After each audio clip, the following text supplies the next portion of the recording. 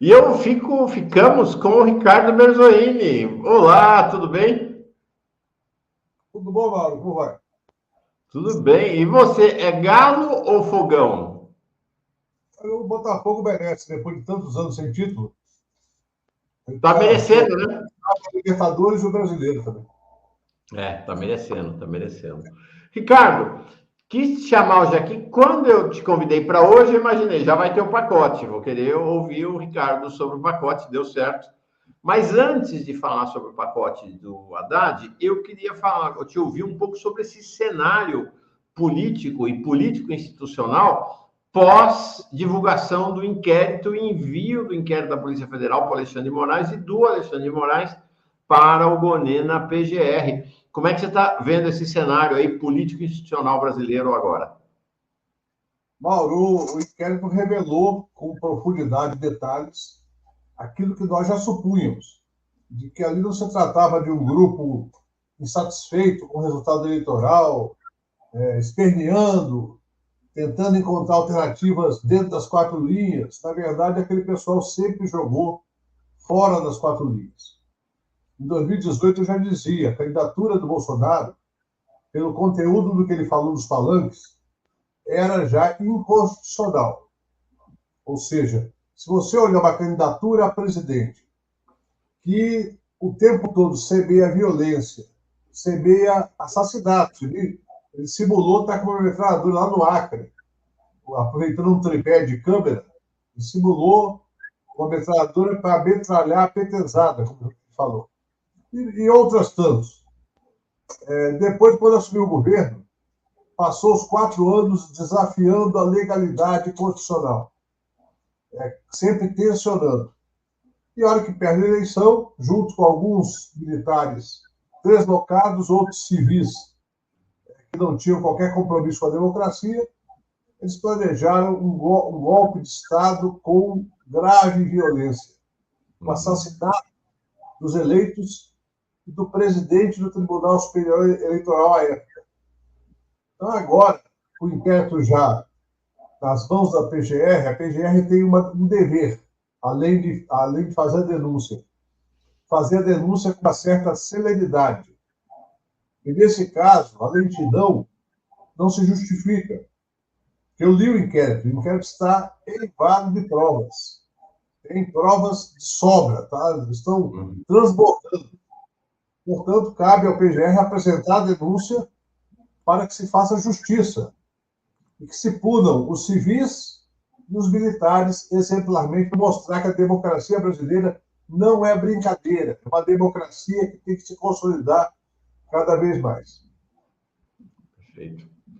E você acredita em que andamento desse processo? Tem gente apostando que no primeiro semestre de 2025, que logo no comecinho do ano sai a denúncia e aí o julgamento vai ser rápido, não vai ser demorado. Tem gente achando, por exemplo, o jurista Pedro Serrano está achando que só em 2026 é que vai ter condenação. Como é que você vê? Porque existe um tempo jurídico, é verdade, mas não estamos falando de um processo só jurídico, é um processo político-jurídico, né? Tem um tempo político também, né? Não, o tempo jurídico, nesse caso, é a produção de uma denúncia consistente. Mas veja bem, o inquérito da PF está tão bem feito, na minha opinião, com tantas provas, não tem ali convicções, não tem ali indícios. 80% do que está apontado são provas materiais ou junção de circunstâncias que já chegam praticamente à condição de prova. Portanto, vamos imaginar que o Gonê e sua equipe levem aí até o Carnaval para fazer a denúncia. Logo depois do Carnaval, apresente a denúncia, que se abra os prazos. É possível votar no ano que vem. Primeiro semestre eu acho muito otimista, mas votar na turma no ano que vem, e obviamente aí tem tempo para embargos declaratórios, embargos infringentes, se houver, e consolidar e prender aqueles que comprovadamente planejaram não apenas acabar com a democracia, como matar opositores. Matar pessoas que acabaram de ser eleitas. Significa matar o voto popular. Sim. Se alguém acredita que eles vão fazer outra eleição, é bom conversar com a história e ver que o Juscelino Kubitschek acreditou que o Castelo Branco ia conduzir o país para fazer a eleição em 65.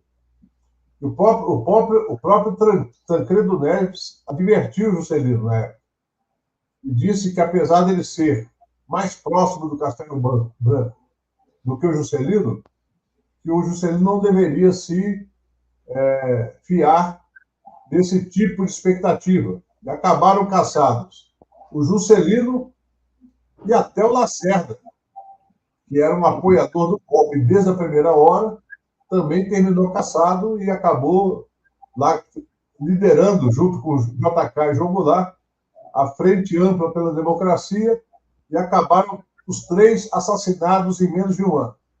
Sim. Lacerda, Juscelino e Jango foram assassinados. Quem acredita que eles morreram de infarto, de gripe e de acidente da Dutra, por favor, leiam os relatórios da Comissão da Verdade da Câmara Municipal de São Paulo, inclusive. Uhum. É isso aí. É isso aí. Bom, ninguém dá golpe para fazer eleição, né? Você dá golpe para não fazer eleição. Ou fazer a eleição do colégio eleitoral, como fazia a ditadura. Claro, exatamente. Exatamente.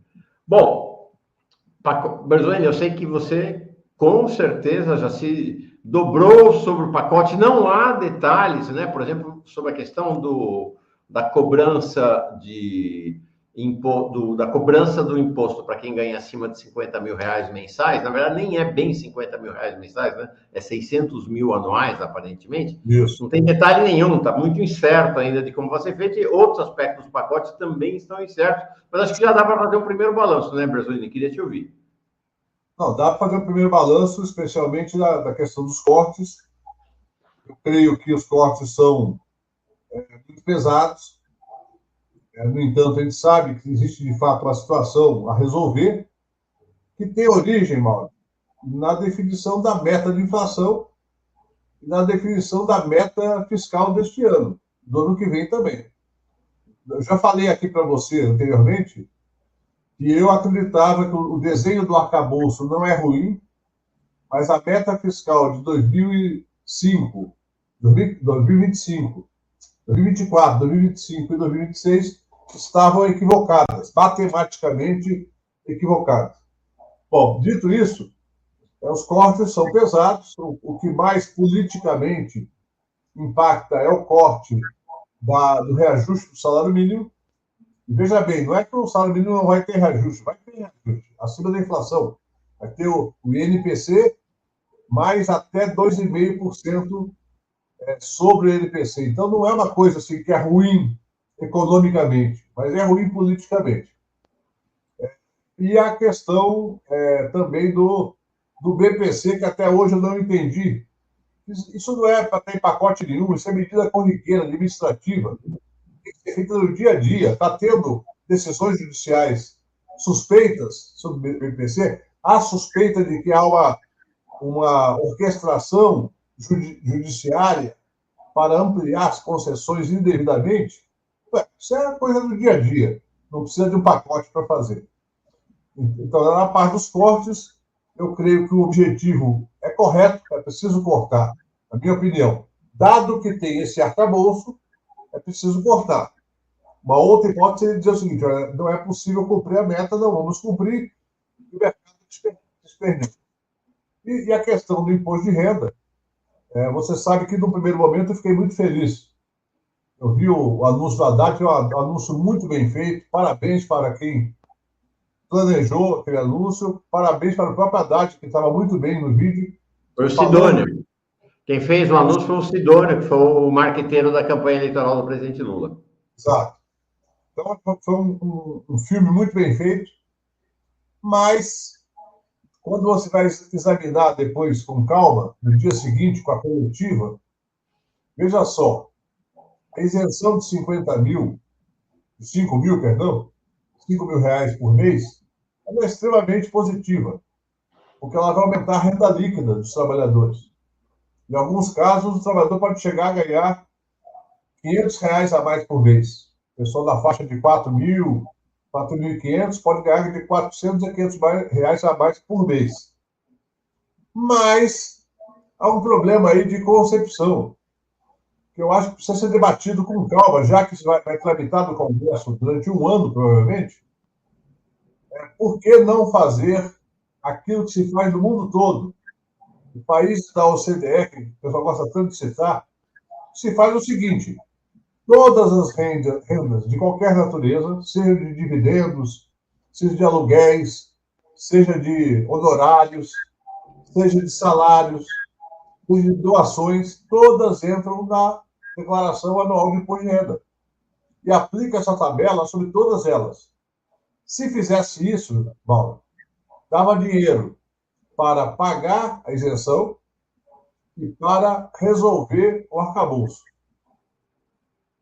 As contas do IPE, se acabar com distribuição de juros sobre capital próprio, tributar corretamente os dividendos, aumentar a alíquota máxima para os 35% que todo mundo pratica e ajustar a questão das deduções. Você paga a isenção e paga também a necessidade de financiamento do Estado para os próximos 3 anos. Sim. Agora, há uma interrogação, até comentei mais. Bom, primeiro, em relação à questão do salário mínimo, economistas vinculados ao PT, como o Pedro Rossi, por exemplo, estão fazendo uma crítica muito ácida a essa decisão de limitar o reajuste do salário mínimo a algo entre 0,6 e 2,5. É a banda do arcabouço fiscal, né? Falando sobre os efeitos que teriam, e ele fez o exercício mostrando que se esta decisão, se esse anúncio da Haddad tivesse valido desde 2003, Lula 1, Lula 2 e Dilma, o salário mínimo hoje seria inferior a R$1.000. O salário mínimo sequer chegaria a R$1.000, e ele mostra aqui, né, como é que é essa linha azul, é o salário mínimo com reajuste do pacote do Haddad, e a linha laranja, o reajuste efetivamente acontecido com a lógica do PIB. Né? A CUT ontem saiu a campo, protestou também contra essa mudança na lógica do reajuste do mínimo, e eu vi mais alguns economistas dizendo o seguinte: olha, essa questão do mínimo é muito grave, porque o grande impulsionador do crescimento econômico em Lula 1, Lula 2 e Dilma 1 foram os reajustes do salário mínimo. O salário mínimo chegou a ter reajuste real de 13%, né, em determinado ano. Então, isso é muito preocupante, este ataque. E esta limitação do reajuste do salário mínimo, eu mostrei aqui, na própria coletiva eles disseram, né? Ela vai ser sozinha responsável por carregar sobre as costas dos trabalhadores que recebem mínimo 1/3 do total do ajuste pretendido, né? Deixa eu dizer uma coisa, eu falo com tranquilidade sobre esse assunto, porque fui principalmente eu, mas não só, Marco Aurélio Garcia, Luiz Dulce, Luiz Buchiquem, que brigamos muito no governo Lula 1 para ter aumento real de salário mínimo. Não tinha. A Palocci não queria, a equipe da Fazenda não queria de jeito nenhum. E até alguns ministros, não vou citar nomes, até alguns ministros que tinham uma boa posição política, também com medo que tinham do mercado, ficaram ao lado da equipe do Palocci. E eu briguei publicamente. Eu não briguei escondidamente. Eu briguei pela mídia, nas reuniões dos sindicatos. Eu era ministro do Trabalho, né? E nós conseguimos, no terceiro ano do governo Lula 1, só no terceiro ano, por isso esse gráfico aí está certo, mas está errado, em 2003, 2004, não teve aumento real. Teve assim 0,1, 0,2, mas não teve aumento real de fato. Então, eu sou favorável ao aumento real. Creio que 2,5% já tem um impacto muito bom, ou seja, na verdade, o PIB surpreendeu. Eu creio que a equipe econômica do Haddad não fez as contas, prevendo um PIB de 2,9 e agora 3,4, 3,5. Fez as contas do arcabouço antes disso. O PIB surpreendeu, então teríamos um aumento real de 3,5%, além do INPC, em 2025. Então, acho que fazer isso não é ruim. Quer dizer, é melhor que tivesse aumento do PIB, mas não é o pior. Mas, obviamente, cria uma circunstância política, como eu falei. Ou seja, se não é economicamente, não vai fazer uma grande diferença, a politicamente faz, por quê? A leitura que vai se fazer é que o ajuste maior é dos trabalhadores e que o ajuste menor é do andar de cima. Eu vou falar ainda sobre os 10% da tributação para os mais ricos, ou para os que têm uma renda superior a 50 mil reais por mês. Mas eu creio que, do ponto de vista da imagem, ainda vamos ter muitos problemas. E como a tramitação dessa parte vai ser este ano, veja bem, a tramitação dessa parte, estão querendo resolver em 3 semanas. Semana que vem, que já é dezembro, a segunda semana de dezembro e a terceira semana, que já é praticamente o encerramento da atividade política no Congresso Nacional. Então, vai ter o impacto agora e depois o Congresso vai ter um ano para discutir a questão do imposto de renda.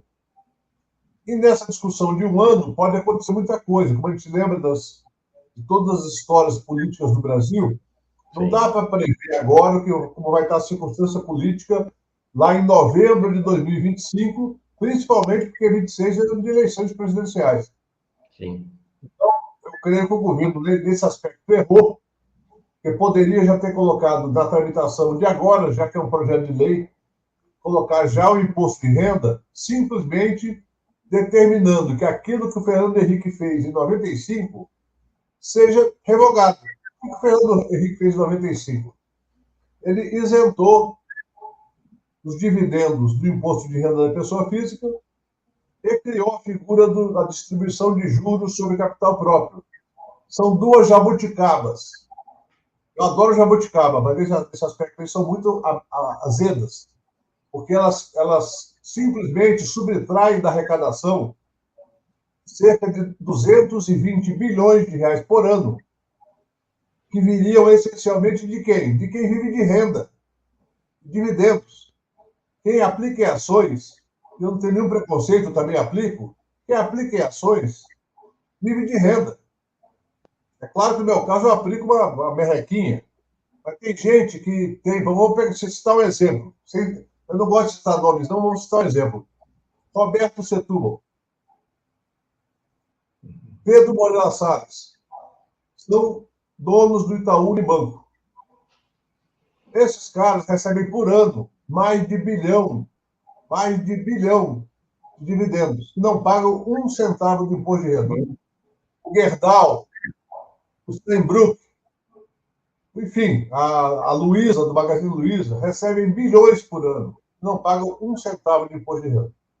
Não, os acionistas da Petrobras, né? Acabou de distribuir aí 11 bilhões. Né? A Petrobras, que no meu entendimento, vou também já engatar, já que você citou, a Petrobras está distribuindo tanto dividendo quanto o que eu criticava do governo Bolsonaro. Não precisava distribuir tanto, podia baixar um pouco o preço dos combustíveis, mas está também refém do mercado.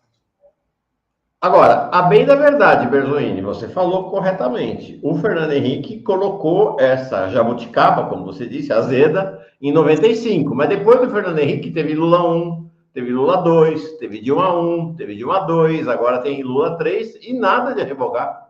Não entendo. Por que não revogar? Eu apresentei, Mauro, eu apresentei, não só eu, Paulo Teixeira, o companheiro Afonso Florence, Cláudio Pucci, apresentamos vários projetos que nunca tiveram apoio dos nossos governos. Eu até entendo as circunstâncias, mas é lamentável.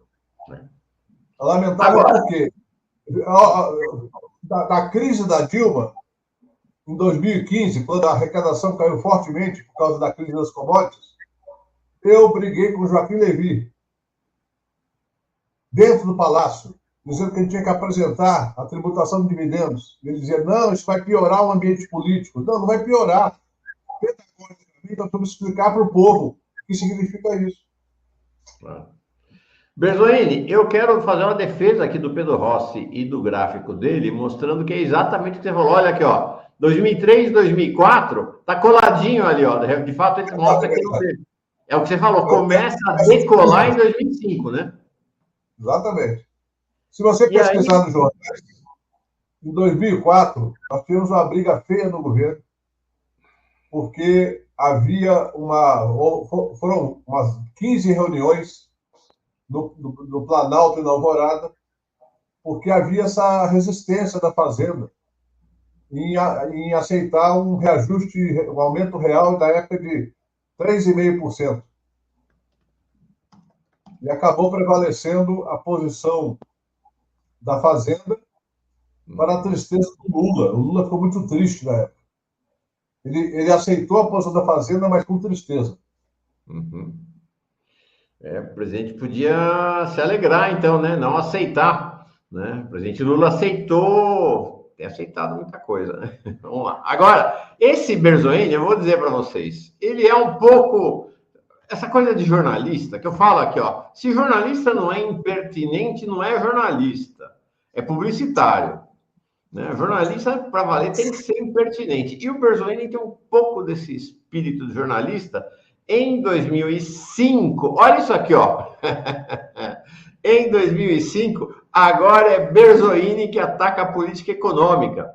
A política diz aqui a reportagem da Folha de fevereiro de 2005. A política de juros altos e câmbio sobrevalorizado, é o que a gente tem hoje, pode prejudicar o projeto de reeleição do presidente Luiz Inácio Lula da Silva, na avaliação do ministro do Trabalho, Ricardo Berzoini. E aqui tem, então, uma citação. O desempenho do governo na área econômica, estou falando também de mercado de trabalho, é decisivo para o resultado eleitoral de 2006. Lula acabou vencendo a eleição. Agora, o cenário que a gente tem hoje é o mesmo, né? Juro alto e câmbio sobrevalorizado. Né?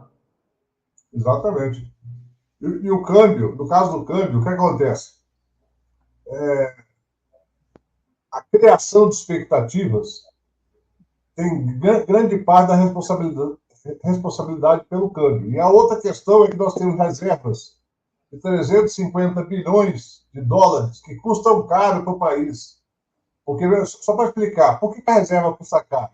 Porque para manter as reservas, nós temos que rolar dívida a Selic. Aliás, hoje está pior que a Selic, né? A Selic está em 11,75 e o juro do Tesouro Direto já está em 14. Se você quiser investir hoje, Mauro, você vai lá no site do Tesouro Direto, mas você vai receber 14% ao ano, porque o juro é de mercado, é um juro calibrado pelo mercado.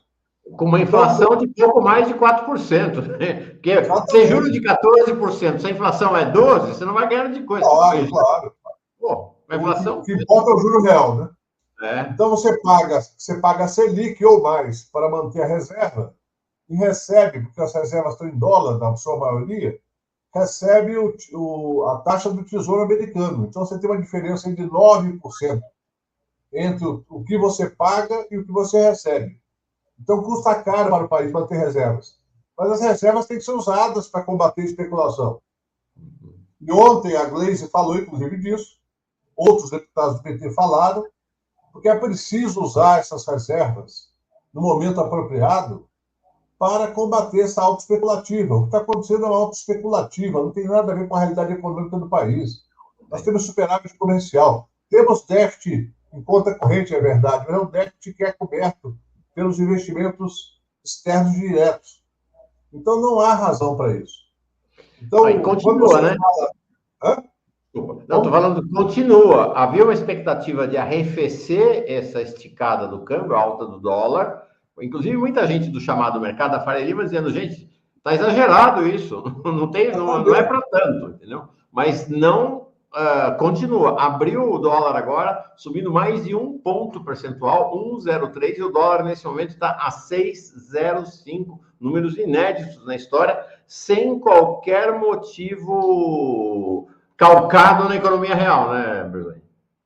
Mauro, eu vou antecipar uma coisa aqui que vai acontecer.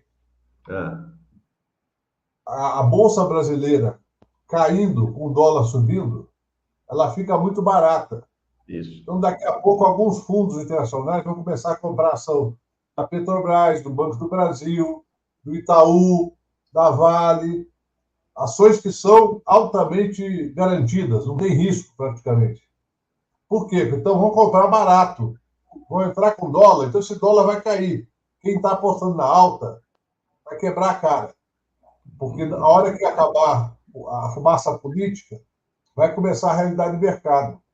Aí o fundo lá do BlackRock, o fundo daquele grande investidor americano, Warren Buffett.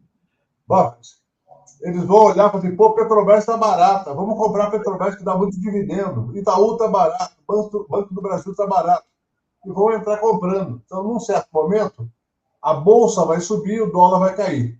Eu aposto, pode ser em 10 dias, 15 dias, talvez um mês, vai acontecer isso. Porque os otários vendem na baixa. É isso aí. E os espertos compram na baixa, principalmente quando o dólar está muito alto e o real está barato. E até o economista David Decache me disse isso ontem, que ele falou, Mauro, essa turma toda que está apostando contra o real vai entrar pelo cano. Vai todo mundo entrar pelo cano. Os mais espertos vão apostar só no curto prazo e já vendem em seguida. Aí ganham, realizam o lucro, claro. Ganham e saem fora. Isso aí. Berzoni, tem uma dimensão do... eu coloquei aqui mais cedo uma observação de um quadro importante do PT, hoje professor da UERJ, mas que foi presidente do PT no Rio de Janeiro, foi do Diretório Nacional do PT, um cientista social muito respeitado, que é o Samuel Brown, né? E ele comentava o seguinte, e essa questão que eu queria encerrar a conversa com você falando sobre esse aspecto aqui do pacote, né? Esse duplo, né, aspecto político-econômico. E ele comentava o seguinte, a gente tem, então, que está sendo chamado vulgarmente do pacote de maldades, que é esse pacote dos cortes, sobretudo sobre os mais pobres, e o pacote de bondades, né, que é a isenção do imposto de renda e a taxação dos ricos. Então, o pacote de maldades vai para o Congresso agora, o que você falou, em 3 semanas aprova.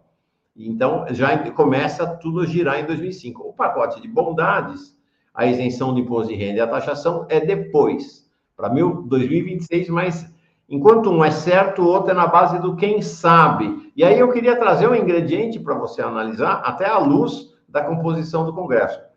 Eu falei aqui, mas, gente, quem é boba não chega no Congresso, não, viu? Não tem um bobo lá, não. Uma boba.